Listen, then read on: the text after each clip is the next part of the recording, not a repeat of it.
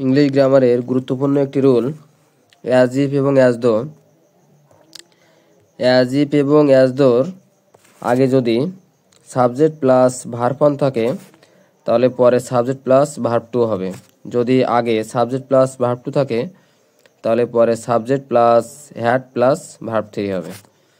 তাহলে এখানে হি প্রিটেন্ডস এটা হচ্ছে ভার্ব ওয়ান, আর এখানে অ্যাজ ইফ অথবা অ্যাজ দো, আর এখানে হচ্ছে হি নিউ এভরিথিং, এখানে হচ্ছে verb two subject plus verb two. He বিহেভসটা হচ্ছে ভার্ব ওয়ান, অ্যাজ ইফ বা অ্যাজ দো মাঝখানে, আর এখানে হচ্ছে ওয়ার হলো ভার্ব টু সাবজেক্ট প্লাস এখানে verb two.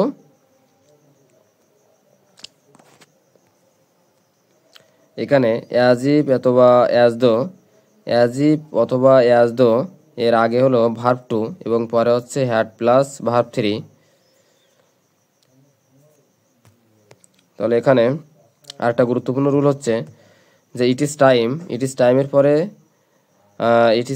Subject plus verb two, আর ইট ইজ টাইম অথবা হাই টাইমের পরে সাবজেক্ট প্লাস ভার্ব টু, অথবা যদি সাবজেক্ট না থাকে তাহলে টু প্লাস ভার্ব ওয়ান। তাহলে এখানে ইট ইজ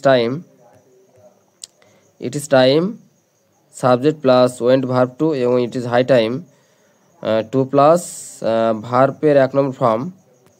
তাহলে এখানে ইট ইজ টাইম